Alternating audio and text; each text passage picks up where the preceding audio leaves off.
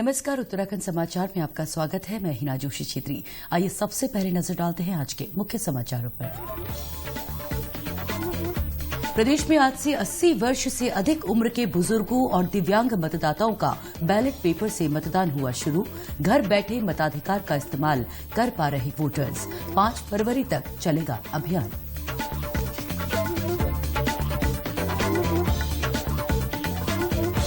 आगामी 10 फरवरी से 7 मार्च तक चुनाव से संबंधित किसी भी प्रकार के एग्जिट पोल के आयोजन पर प्रतिबंध। एग्जिट पोल के परिणामों के प्रकाशन या प्रचार प्रसार पर भी रोक।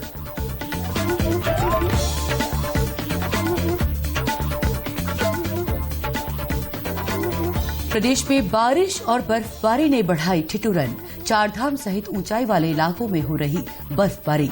बर्फ से ढके सैकड़ों गांवों का संपर्क जिला मुख्यालयों से कटा। जनजीवन प्रभावित।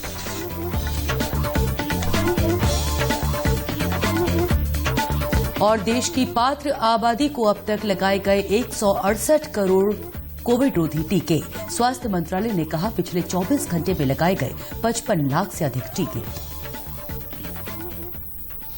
और अब समाचार विस्तार से। प्रदेश के सभी विधानसभा क्षेत्रों में आज से 80 वर्ष से अधिक उम्र के बुजुर्ग और दिव्यांग मतदाताओं का बैलेट पेपर से मतदान शुरू हो गया है। यह अभियान 5 फरवरी तक चलेगा।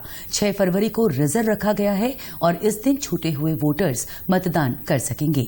निर्वाचन आयोग ने पहली बार इस तरह की व्यवस्था की है।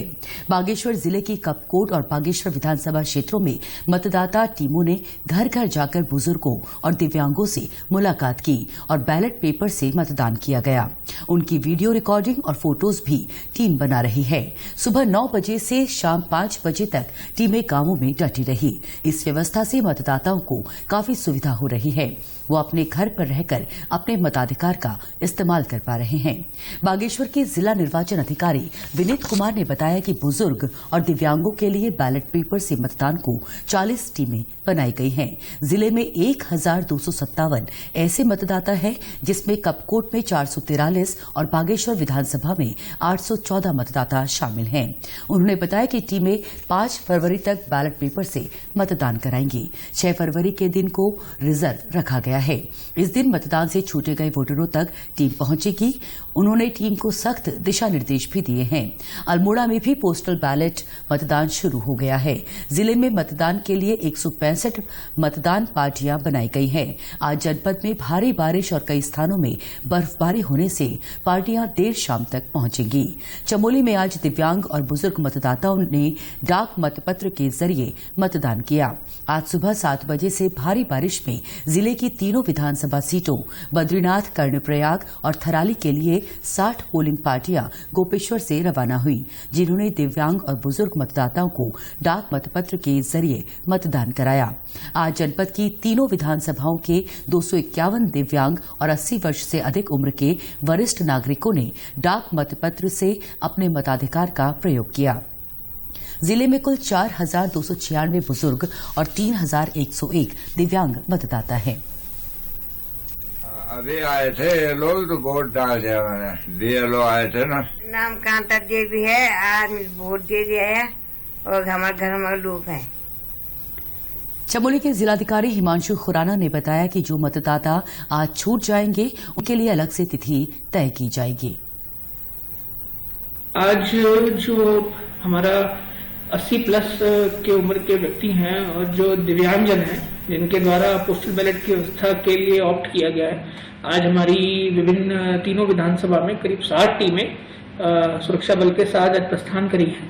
तो ये लोग घर घर जाकर निर्वाचन आयोग की गाइडलाइन के अनुसार इनके द्वारा पोस्टल बैलेट के द्वारा मतदान किया जाएगा और आज ही ये प्रक्रिया संपन्न हो जाएगी। और जो लोग आज उपस्थित नहीं होंगे, उनके लिए एक दिन फिर जाया जाएगा। वहीं चंपावत जिले में 4 फरवरी से मतदान कर्मी घर घर जाकर पोस्टल बैलेट पेपर से मतदान कराएंगे। जिले की दोनों विधानसभा के 84 दूरस्थ क्षेत्रों के लिए मतदान कर्मी आज रवाना हो गए। 36 पोलिंग पार्टियां चंपावत से और 48 पोलिंग पार्टियां लोहाघाट से रवाना हुई। मुख्य निर्वाचन अधिकारी सौजन्या ने कहा है कि आगामी 10 फरवरी को पूर्वाह्न 7 बजे और 7 मार्च 2022 को अपराह्न 6:30 तक के बीच की अवधि में चुनाव से संबंधित किसी भी प्रकार के एग्जिट पोल के आयोजन पर प्रतिबंध रहेगा। साथ ही प्रिंट या इलेक्ट्रॉनिक मीडिया द्वारा इसके परिणाम के प्रकाशन या प्रचार या किसी भी अन्य तरीके से उसका प्रचार प्रसार करने पर प्रतिबंध होगा।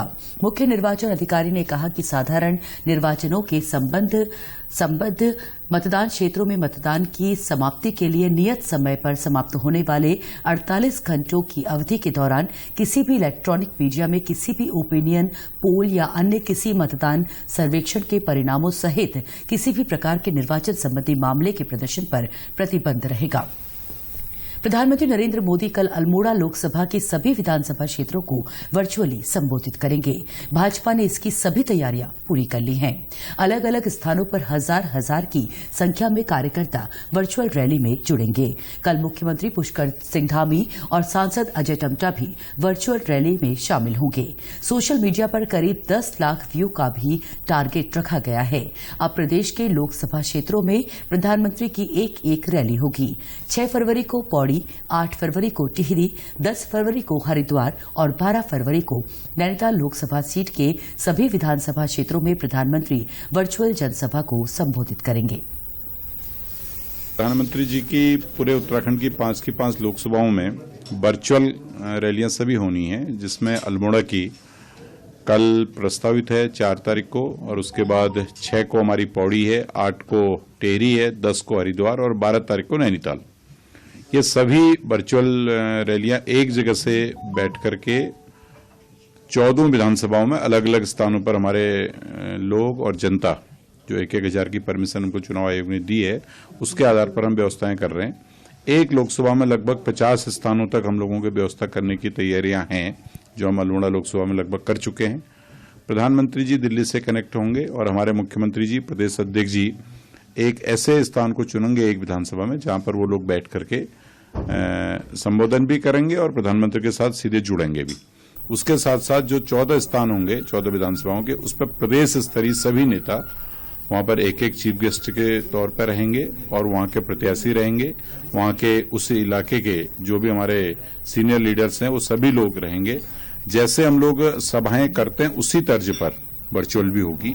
और हमारी जो प्लानिंग है फेसबुक के माध्यम से, अपना जो हमारे टेली कॉन्फ्रेंस चल रही है उसके माध्यम से, अपने ट्विटर के माध्यम से, सोशल मीडिया के माध्यम से, एप्स के माध्यम से लगभग एक लोकसभा में 1 लाख तक लोगों को जोड़ने का हमने प्रावधान किया है और इसमें हम लोग जो है कि पूरी तरह से सफल हैं।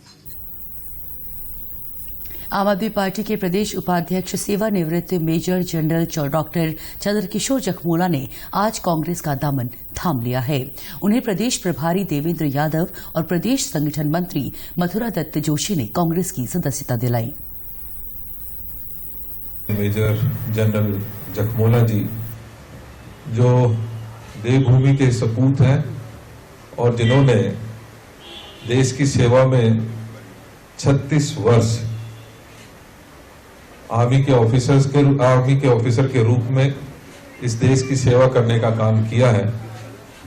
आज कांग्रेस परिवार की नीतियों के मैं अपनी आस्था जताते हुए कांग्रेस पार्टी में शामिल हुए हैं।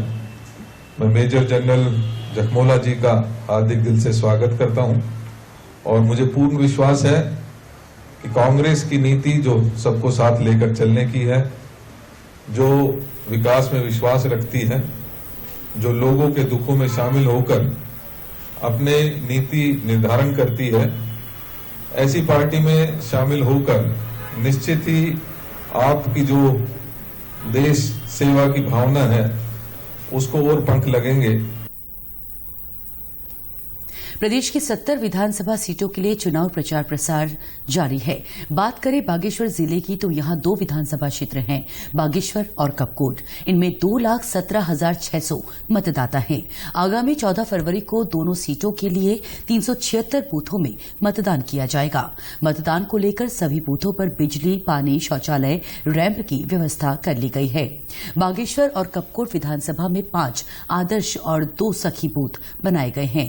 1000 1257 बुजुर्ग और दिव्यांग पोस्टल बैलेट से मतदान करेंगे, जिसकी तैयारियां पूरी हो गई हैं।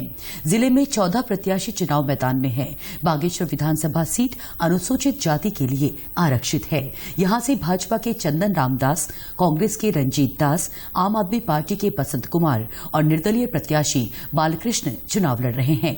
आइए जानते हैं कि बागेश्वर सीट से प्रत्याशी किन मुद्दों को लेकर जनता के बीच जा रहे हैं। विधानसभा के मुद्दे को, अपने प्रदेश के मुद्दों को उठाने का काम करेंगे। बेरोजगारी, पलायन जैसे, बंदर सुअर जैसे बहुत महत्वपूर्ण मुद्दे जो रह गए हैं उनको ठीक करने का काम किया है, करेंगे। बिजली, पानी, सड़क, शिक्षा, स्वास्थ्य के लिए काफी पहल हुई है और सुंदर और अच्छी पहल और ठोस पहल करने का प्रयास किया जाएगा। देखिए, हमारे स्वास्थ्य सेवाएं जो है, हमारी जो शिक्षा की सेवाएं हैं और हमारे युवाओं के प्रति जो बेरोजगारी है, सबसे मेन मुद्दा हमारा युवाओं का है, बेरोजगारी, महंगाई है। इन सब मुद्दों पर हम चुनाव लड़ेंगे। बागेश्वर जिले की दूसरी विधानसभा सीट कपकोट है। ये सीट सामान्य है। यहां से भाजपा, कांग्रेस, आप समेत 6 प्रत्याशी मैदान में हैं। इस सीट के लिए भाजपा ने सुरेश गड़िया को टिकट दिया है, वहीं कांग्रेस ने ललित फरसवाण को चुनावी मैदान में उतारा है।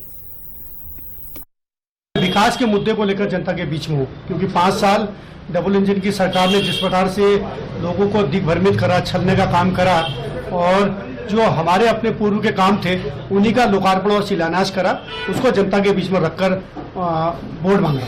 कोट विधानसभा के अंदर हम हर गांव में जो रोजगार की जो बात है, तो रोजगार सबसे बड़ा यहाँ का मुद्दा है, पलायन यहाँ का सबसे बड़ा मुद्दा है।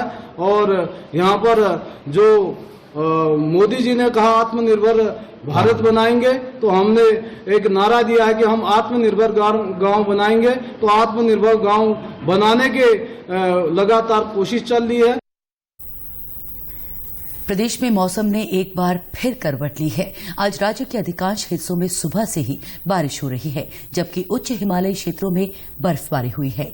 चारधाम समेत चमोली, रुद्रप्रयाग, उत्तरकाशी, टिहरी, पौड़ी, बागेश्वर, चंपावत, नैनीताल जिलों के ऊंचाई वाले इलाकों के साथ ही धनौल्टी, औली और मसूरी जैसे पर्यटन स्थलों में भी बर्फबारी हुई है।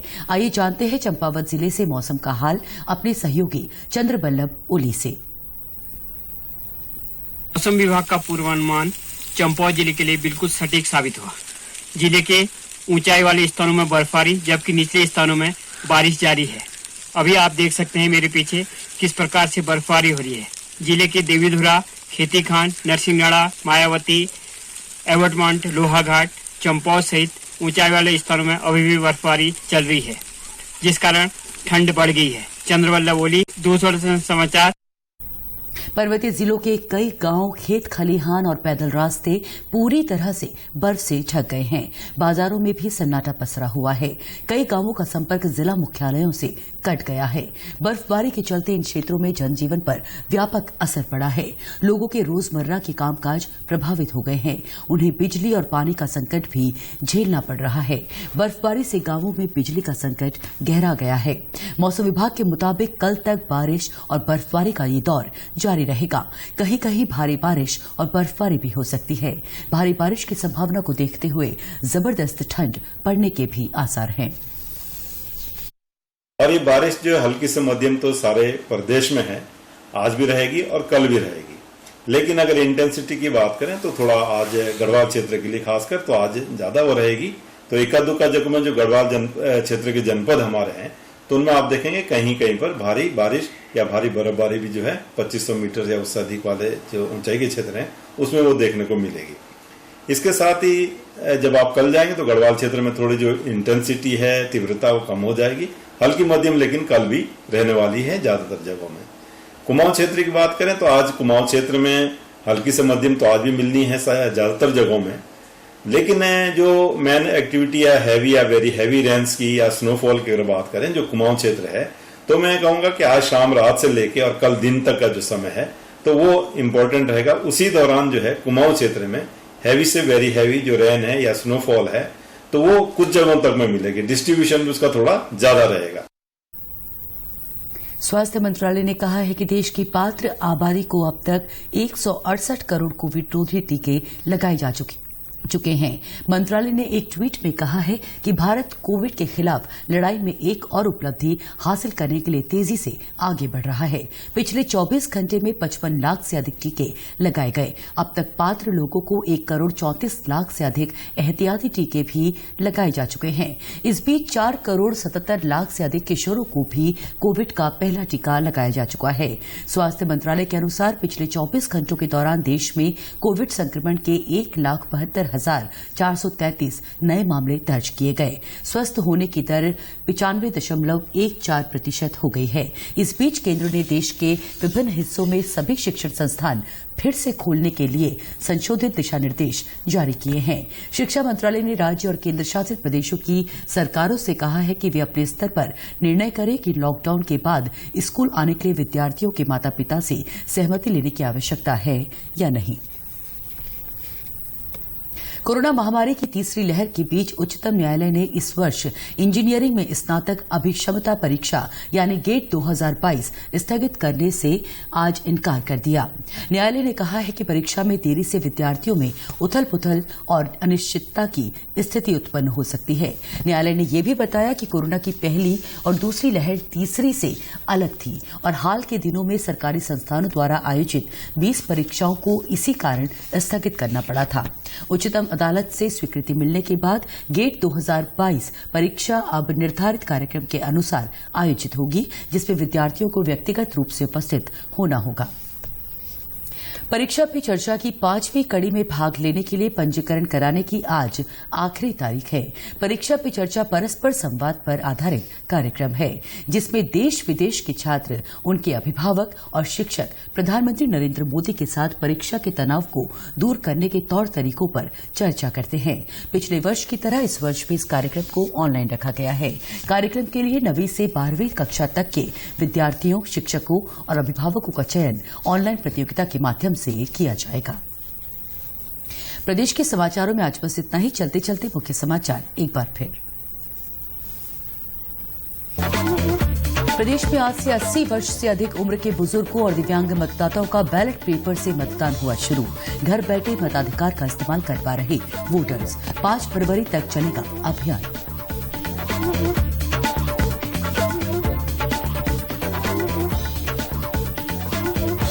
आगामी 10 फरवरी से 7 मार्च तक चुनाव से संबंधित किसी भी प्रकार के एग्जिट पोल के आयोजन पर प्रतिबंध।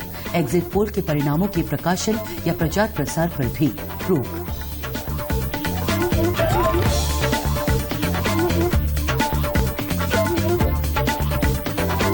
प्रदेश में बारिश और बर्फबारी ने बढ़ाई ठिठुरन। चारधाम सहित ऊंचाई वाले इलाकों में हो रही बर्फबारी। बर्फ से ढकी सैकड़ों गांवों का संपर्क जिला मुख्यालयों से कटा। जनजीवन प्रभावित।